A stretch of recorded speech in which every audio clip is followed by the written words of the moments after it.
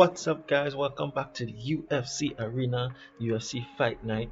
Marina Rodriguez versus Michelle Waterson is coming up, and I'm excited for these fights.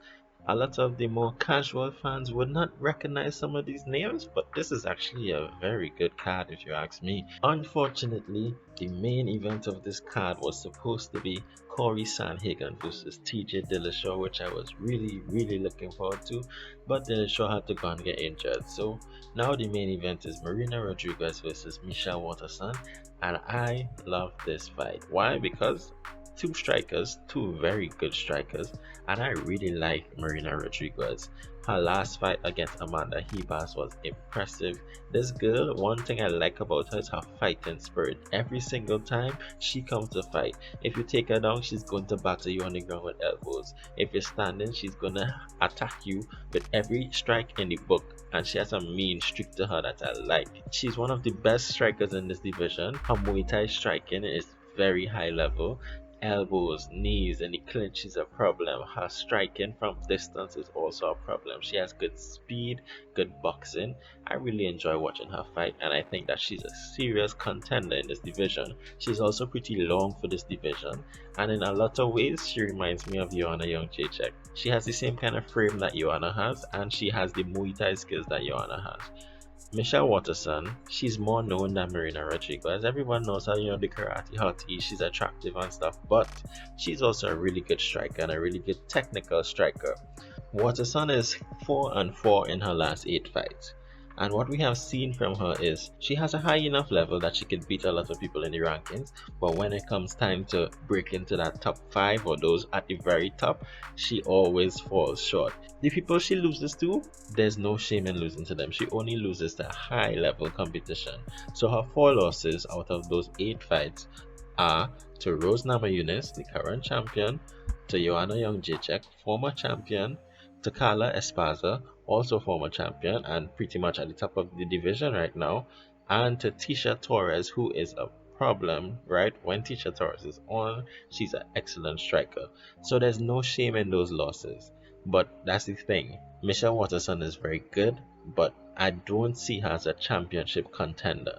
Marina Rodriguez, on the other hand, I have a lot of faith and a lot of hope in this girl. I think that she's a really good prospect, and I think that her versus Michelle Waterson would look a lot like her versus Joanna Jędrzejczyk. The only person to beat Rodriguez in the UFC was Carla Esparza, and if you saw that fight, you know that Carla didn't really beat her. Carla took her down, but Rodriguez did a lot more damage in that fight, and if you looked at both of their faces after that fight, you would not think that Carla won.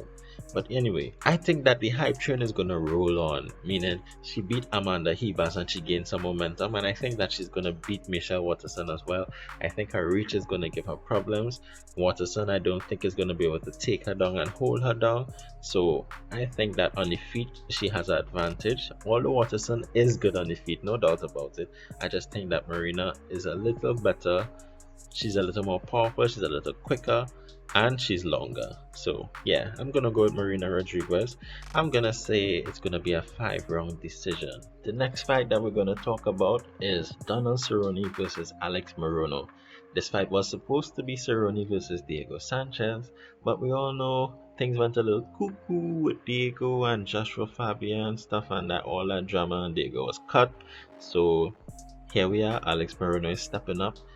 Short notice fight for him, and he's going against Cerrone. And Alex Morono, he hasn't impressed me yet. I've seen his fights in the UFC. He's a kind of win-loss fighter, and he just seems pretty average to me. And I don't think that he should pose a problem for Cerrone, depending on which Cerrone shows up. That's the kind of frustrating thing about Cowboy. You never know which Cowboy is going to show up. Because sometimes you're backing Cowboy and and he comes in and he just does an amazing job, like Cowboy versus Rick Story. That's one of my favorite combinations. That's why I included it in the video here. This combination is just beautiful. And when that Cowboy shows up who's on, he looks amazing. And then you get the Cowboy who shows up versus RDA, he gets stopped in the first round. Or the one who shows up versus Connor, he gets stopped in the first round. He just doesn't show up.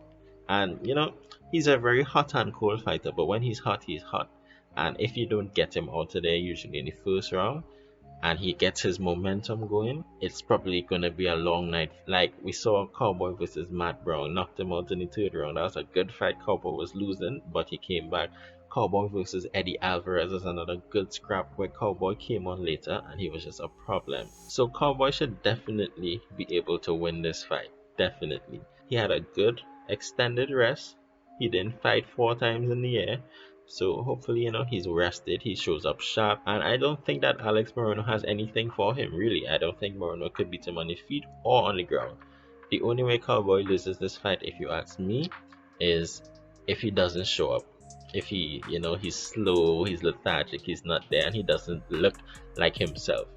So yeah, I'm gonna go with Cowboy, and I'm gonna say maybe he even finishes Morono in like the third round. Next up, we have Neil Magny versus Geoff Neal. And I'm sure some people are thinking that this fight is a no-brainer. Geoff Neal is gonna win because Geoff Neal is very, very good. Like when it comes to striking, this man throws everything perfectly. This man has speed, he has power, he has accuracy, he has variation in his strikes, and he is very good on the feet. However, when going up against a striker like Wonderboy, we see that he was not able to get off his game plan as he did in other fights. But that is not really relevant in this case because Magny is not Wonderboy, and Geoff Neal 100% will be able to hit Neil Magny, and that is where the issue lies. Now, I think that this fight is closer than a lot of people may think because I said this in one of my previous videos as well. I think people underestimate Neil Magny. I think he's one of the most underestimated fighters in the UFC.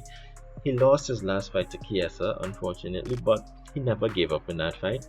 And that's the thing. If you don't get rid of Magny, he's not going anywhere and he will not get tired.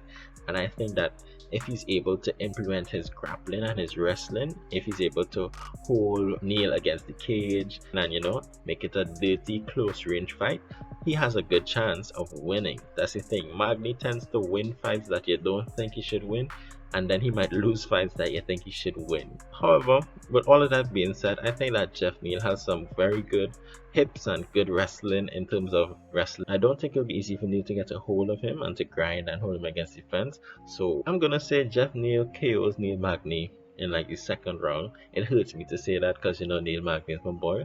If he could pull it out, that would be cool, but I don't see it this time. Alright, next fight, Carlos Diego Ferreira versus Gregor Gillespie. This is another fight that people might be sleeping on because this is a grappler's delight here. Gregor Gillespie is a very, very good wrestler, one of the best wrestlers in the UFC, and then we have Diego Ferreira, who is a very, very good grappler. So that would be interesting to see how the two styles mesh. It's basically BJJ versus wrestling.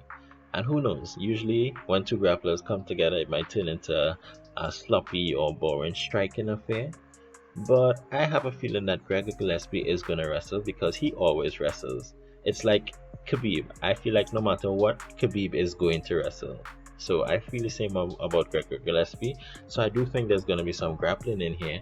And I think that he might be able to stay safe enough where he can take down Diego Ferreira and not get submitted. So basically what I see happening in this fight is Gregor Gillespie getting the takedown and being able to land some good ground and pound, stay on the ground, and he might just grind out a decision here because he's not afraid to take you down over and over and over again. However, while taking down Ferreira, of course Gregor does need to be careful because Ferreira has some nasty submissions and he could 100% catch Gregor if he is sloppy. But I'm gonna go with Gregor Gillespie. I say he's gonna win a decision and he's gonna win it using his grappling. And the last fight I'm gonna talk about, Amanda Ribas versus Angela Hill. This is a really good fight as well. Amanda Ribas, before her little setback against Marina Rodriguez, she was on a 4-fight win streak in the UFC with 2 submission finishes and things were going full steam ahead. So now after Marina Rodriguez, she gets Angela Hill. And this fight is not any easier than her last fight. Angela Hill is a problem. Angela Hill is very good as well. Her Muay Thai, her striking, she's mean. And if you take her down or you try to grapple her, she's not just gonna accept the position and just chill on the ground. Nope, she's gonna fight you every step of the way. So they're not doing Ribas any favors with this next fight, because Hill is gonna make it a dog fight. She's gonna come to fight. And I'm not sure who's gonna win this one, honestly. It's a close fight as well. Quite a few close fights on this card. If the fight takes place on the ground, Ribas is winning and she would win.